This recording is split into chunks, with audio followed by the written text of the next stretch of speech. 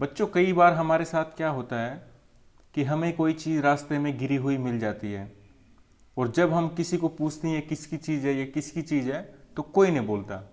लेकिन थोड़ी सी देर के बाद में कई सारे बच्चे, कई सारे लोग वो बोलते हैं मेरी है, वो बोलते हैं मेरी, उस पर वादा करते हैं। लेकिन सच में हमें पता होता है कि ये चीज़ इनकी बिल्कुल भी नहीं है, ये चीज़ किसी और की है।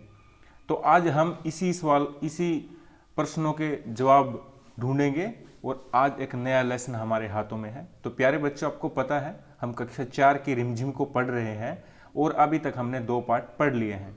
आज पार्ट नंबर 3 हम शुरू करते हैं, जिसका नाम है किरमिच की गेंद। और ये किरमिच क्या होता है बच्चों, और गेंद क्या होती है, और इसका नाम क्यों पड़ा, वो सारे के सारे जवाब आज हम इस पार्ट से ले लेंगे। तो प्यारे बच्चों, किरमिच एक कपड़ा होता है जिससे गेंद बनती है, और जब उस कपड़े से गेंद बनाई जाती है तो उसको बोलते हैं किरमिच की गेंद। किरमिच एक प्रकार का लेदर टाइप का कोई कपड़ा ही होता है। तो एक बार बच्चों, एक छोटे से बच्चे को गेंद मिल जाती है, वो किरमिच की गेंद होती है। तो इसी स्टोरी को शुरू करेंगे। गर्मी की छुट्टियां थी, आपकी भी समर वेकेशन होती है। दोपहर के समय दिनेश नाम का लड़का, क्या नाम था बच्चों, दिनेश, घर पर बैठा कोई कहानी पढ़ रहा था। तभी पेड़ के पत्तों को हिलाती हुई कोई चीज धम से घर के पीछे वाले बगीचे में गिरी।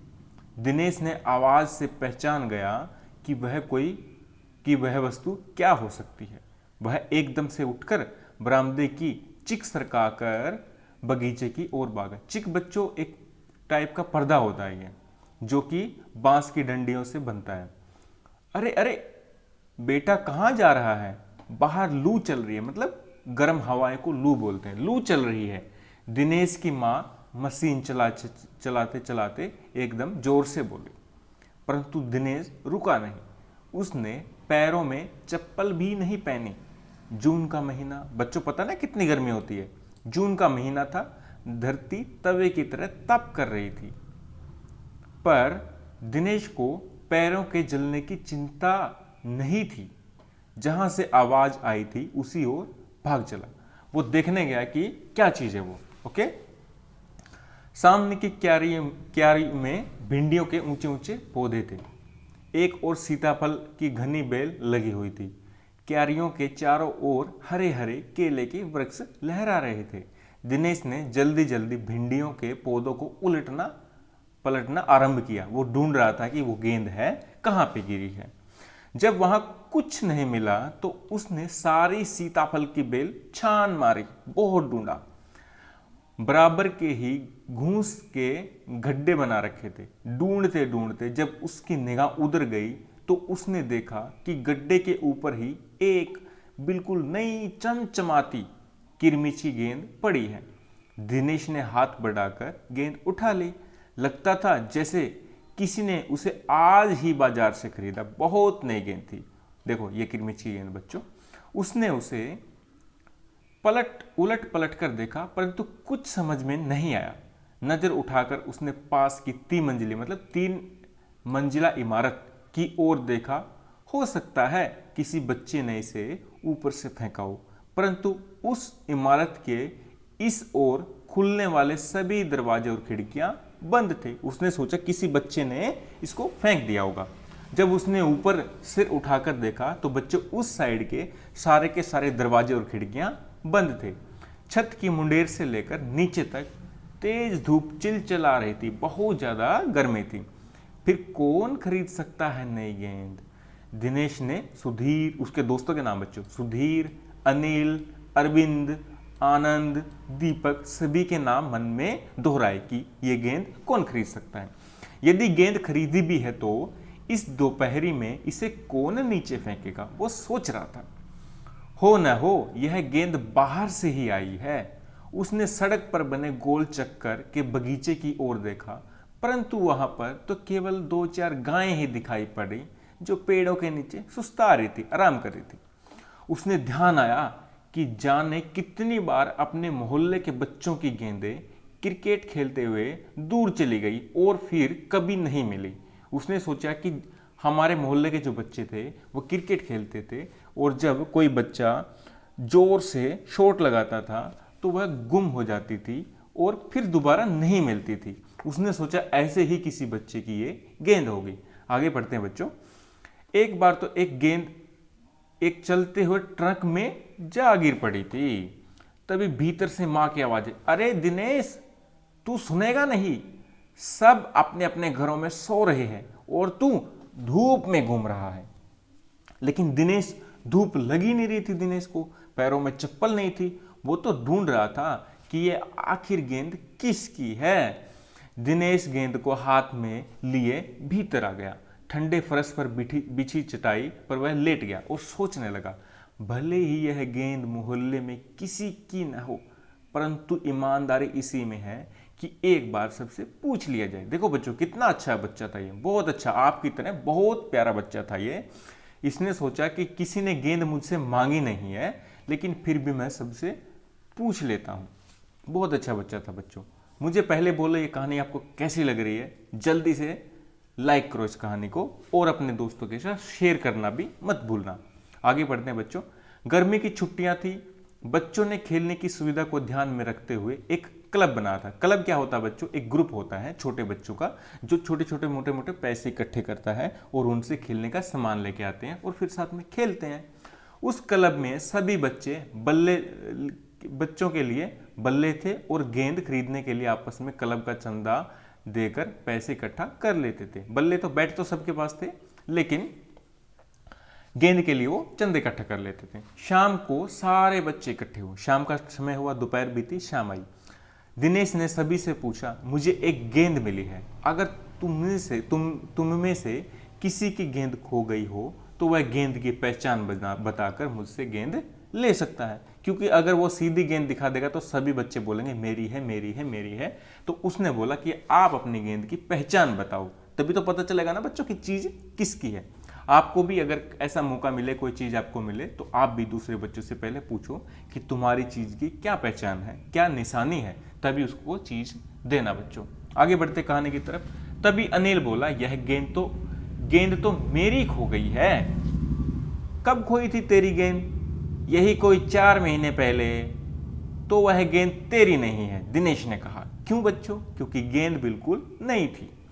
फिर वह मेरी होगी, सुधीर ने तुरंत अपना अधिकार जमाते हुए कहा। पहले दोस्त का नाम था अनिल, दूसरे का नाम सुधीर। तुरंत अपना अधिकार जमाते हुए कहा। वह कैसे? दिनेश ने पूछा। तू मुझे गेंद दिखा दे, मैं अपनी निशानी बता दूंगा। वाह, यह कैसे हो सकता है? दिनेश बोला।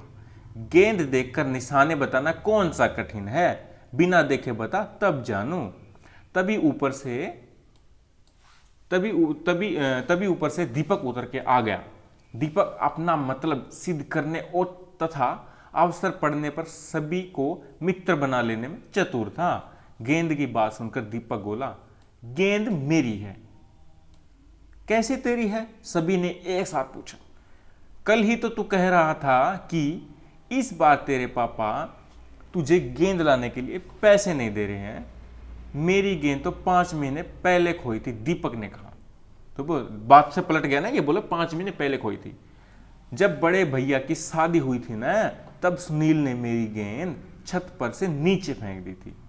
दिनेश अच्छी तरीके से जानता कि यह गेंद दीपक की नहीं है। क्यों नहीं है बच्चों? कैसे जानता दिनेश बच्चों, दिनेश ईमानदार था और बुद्धिमान भी था, इसलिए तो सभी को बोल रहा था कि अपनी अपनी गेंद की निशानी बताओ, और गेंद तो बिल्कुल नहीं थी।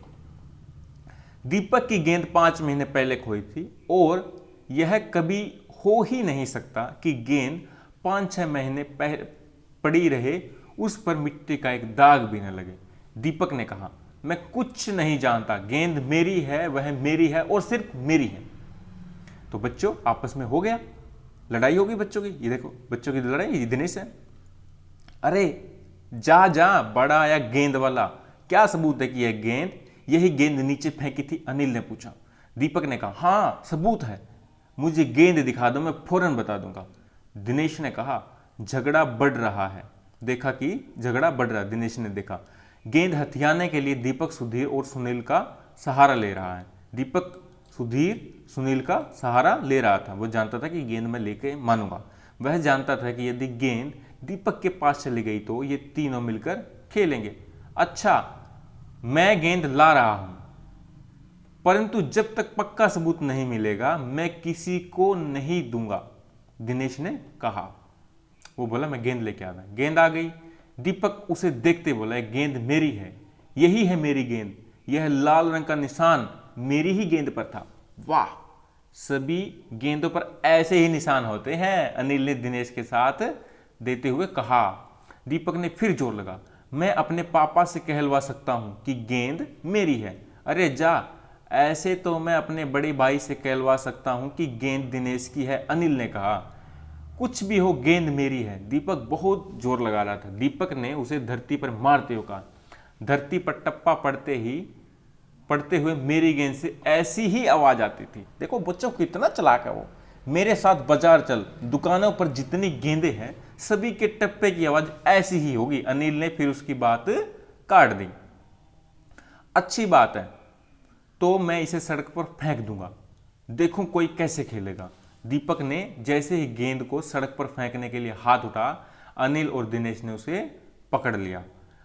अब दीपक ने रुआसे होते हुए अपना अंतिम हथियार आजमाया। बोला, या तो गेंद मुझे दे दो, नहीं तो मैं इसके पैसे सुनील से ले लूंगा। अब तो सुनील, दीपक और सुधीर का गुट मजबूत होने लगा था बच्चों। तीनों का ही कहना था कि गेंद दीपक की है और उसे ही मिलनी चाहिए, क्योंकि दीपक बहुत चालाक था। इन तीनों को अपनी साइड कर लिया। दिनेश तब तक चुप था। वास्तव में दिनेश का मन उस समय सबके साथ मिलकर उस गेंद से खेलने को कर रहा था। बोला, अब चुप भी रहो, झगड़ा बाद में कर लेंगे, अपने अपने बल्ले ले आओ, पहले खेल लेते हैं। ये अच्छा बच्चा है, चलो खेल लेते हैं पहले। 5 मिनट के भीतर ही खेल आरंभ हो गया, शुरू हो गया।